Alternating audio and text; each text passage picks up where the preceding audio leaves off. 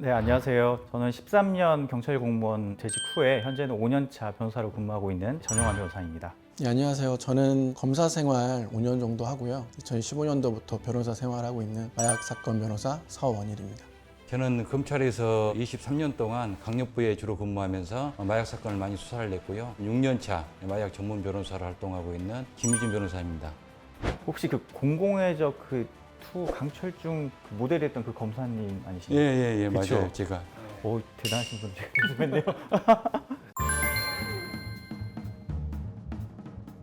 마약 사건만 취급하는 변호사는 아니고요. 아무래도 형사 사건을 많이 하다 보니까 그중에 이제 마약 사건을 많이 맡게 되고, 그리고 이제 마약 사건은 다른 형사 사건하고 다른 부분이 좀 있거든요. 변론하는 과정에서 경험을 바탕으로 마약 사건을 이제 주로 변론을 맡게 됐습니다. 필로폰 같은 걸 몰래 타 먹인다든지 아니면 무료로 나눠줘 가지고 중독을 시킨 다음에 고객을 확보를 한다든지 그런 억울하게 마약으로 피해를 당하신 분들 같은 경우에는 인권이 침해당하지 않도록 변론하는 그런 임무가 중요하다고 보여지고요. 이 마약 범죄자들을 감싸주고 숨기고 하는 역할이 아니라 지나치게 과도하게 처벌을 받거나 억울한 처벌을 받지 않도록 많은 변론을 하고 있습니다. 마약 청정국의 그 기준이 뭐냐면은 인구 10만 명당 20명이 넘어가면은 그 청정국의 질을 잃는다고 유엔에서 보고 있는데 우리나라는 2016년도 이미 넘어섰어요. 갈수록 심각해지고 있는 상황이죠. 예전에는 아마 마약 상업이라고 하면 중독자끼리들의 모임, 그들만의 리그 같은 좀 그런 모습이었다면, 최근에는 이제 익명성이 보장되는 SNS나 해외 직구, 비대면 거래가 많아지고 대금을 지불하는 방법도 실제 통화가 아니고 암호화폐라든지 이제 그런 식으로 전자적으로 이제 결제가 가능하다 보니까 점점 거래가 확실히 많이 늘고 있고, 그리고 마약을 접할 수 있는 기회도 일반인도 어렵지 않게 접근이 가능하게 된 상황이라서 그런 상황이 된 것 같습니다. 몇 년 전에 주한미군 쪽에서 곰 모양 젤리에다가 대마를 묻혀가지고 반입하는 경우도 있고, 전통적으로는 생선배에다가 필로폰 넣은다든지 수리남에서 홍어에다 넣어가지고 네. 먹는 것처럼.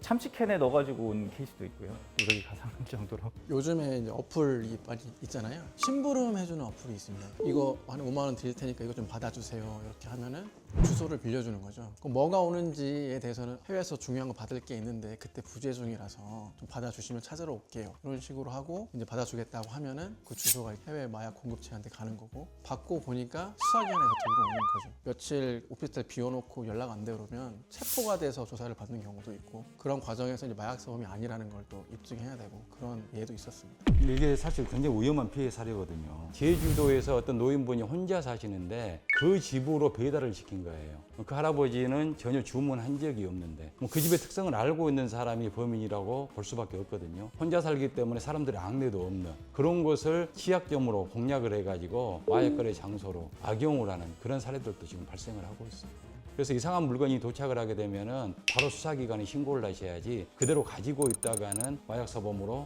수사가 개시되는 그런 상황이 발생을 할 수 있기 때문에 이런 일들도 있구라는 것을 충분히 알고 대비를 하는 것이 필요하다고 보여집니다. 예전에 슬기로운 깜빵 생활에서 그 마약에 되게 취했던 캐릭터가 하나 있었습니다. 출소하자마자 다시 이제 마약을 했던 것처럼 대부분 마약 하시는 분들은 중독이 너무 심해서 위험한 일이 아닌가 싶습니다.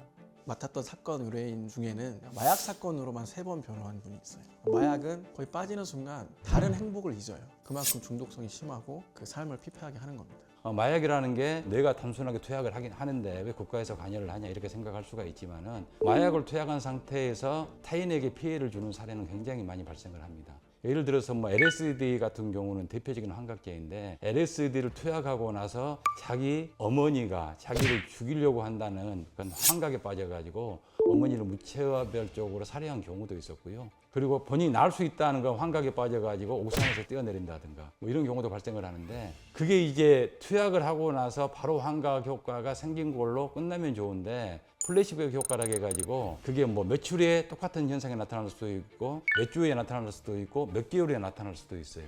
거기에 대해서는 과학적으로 밝혀진 바가 없습니다. 그래서 마약이라는 결국은 치사량까지 이르러서 본인이 사망에 이를 수밖에 없는 그런 위험한 약물입니다. LSD 말씀 주셨는데 LSD가 정말 환각 효과가 엄청 큰 약물인데요. 찰스 맨슨 같은 경우는 히피들한테 LSD 나눠주면서 살인을 하거나, 일본에서는 오음진리교 교주가 LSD를 엄청 많이 복용했다고 하죠. 그러면서 자신을 신이라고 믿고 일본 지하철 살인 사건 같은 것도 지시가 됐고요.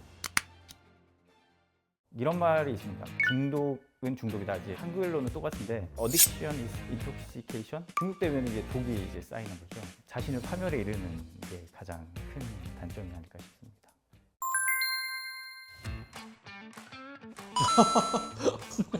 변호사를 못 하고 있거든요. 마약 검사도 그거 못해요. 냄새만 맡죠.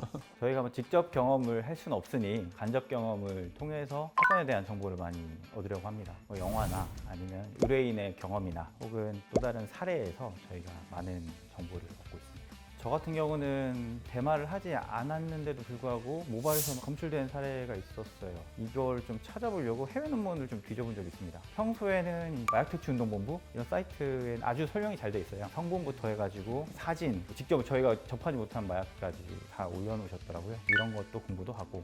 강주지검 강력부 근무할 때 필로폰 밀매 사범을 검거하려고 하다 보니까 여기 압수를 해가지고 온 물건이 있었는데 물로 된 형태인 거예요. 그래서 그 사람들한테 이게 뭐냐고 물어보니까 필로폰이라고 해서 우리나라 국가수라든가 대검의 감정을 의뢰하니까 그냥 물로 나오는 거예요. 그래서 여러 경로를 거쳐가지고 미국 본토에까지 감정 의뢰를 해서 알아낸 게 GHB라는 신종 마약이었는데 제가 거기에 물뽕이라고 이름을 붙여줘서 그게 지금 일반 명사가 돼 있습니다. 공부를 많이 해야 돼요.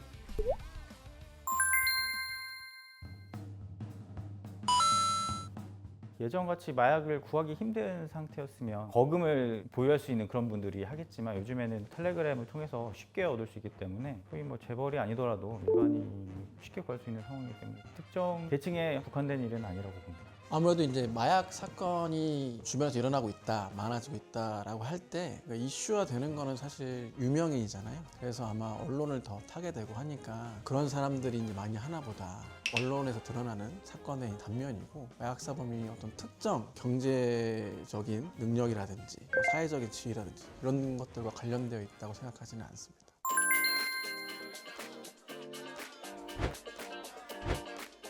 저는 세무인데요. 코카인 같은 경우는 사실 쉽진 않고 대부분 뭐 대마나 필로폰 위주로 많이 갔었습니다. 여기에 추가적으로 최근엔 향정이 좀 더 두드러진 것 같아요. 뭐 엑스터시라든지 LSD 이 정도 아니면 물뽕이라든지 이런 부분들이 좀 추가되면서 사실 뭐 유행이 있는 것처럼 보이지만 그래도 전통적인 강자는 아무래도 필로폰과 대마가 아닐까 이런 생각을 합니다. 유흥 문화가 좀 발달하면서 각성 효과가 좀 두드러지는 MDMA라고 하는 그런 약이 많이 유통이 되는 것 같고요. 외모에 대한 관심이 늘어나면서 펜터민이라고 하는 식욕 억제제 같은 항정성 약품이 좀 사용되기도 하고 마약하는 목적이 조금 오직 중독성, 오직 쾌락 이것보다는 다양해지는 게 아닌가 생각이 듭니다. 그 화학적 합성 기술이 발달을 해가지고 신종 마약을 굉장히 많이 만들고 있어요. 그래서 뭐 드러그 디자이너라고 해가지고 그런 새로운 마약을 만들어내는 디자이너까지 나오고 있는 상황입니다. 그 이유는 뭐냐면은 사실 수사기관에서 마약의 투약 여부를 확인하는 감정기법들이 있잖아요. 뭐 화학적 기술을 통해서 그 감정기법에 안 걸리는 그런 마약들을 만들어내요. 마약 사범들 같은 경우에는 자기가 마약을 투약하더라도 적발되는 것도 두려워하기 때문에 그런 마약을 찾게 되고 또 그런 마약들 같은 경우에는 기존의 마약에 비해서는 훨씬 더 효과가 강합니다. 필로폰이나 대마는 꾸준한 베이스로 이용이 되고 있는 거고 그리고 의료용 마약 같은 경우가 굉장히 종류가 늘어나면서 사실 치료를 받다가 마약에 중독되는 경우도 굉장히 많이 발생을 하고 있어요. 종류는 다양해지고 선택의 폭도 넓어지고 있는 거죠. 마약은 한번 손을 대면은 절대 끊을 수 없기 때문에 마약입니다. 마약의 중독성은 어떠한 자신감이나 자만심으로도 극복할 수가 없어요. 중독이 되고 나면은 자기 자신뿐만 아니라 자기의 가족들, 주변인들까지 다 파멸에 이르게 됩니다. 절대 해서는 안 되는 게 마약입니다. 호기심에라도 한 번이라도 하게 되면 블랙홀 같은 거라서 빠져나올 수가 없다고 생각을 합니다. 행복감을 맛보는 것 자체가 내 몸을 이미 파괴하고 있다고 보시면 되고요. 제가 서두에서도 말씀드렸지만 중독은 결국 중독입니다.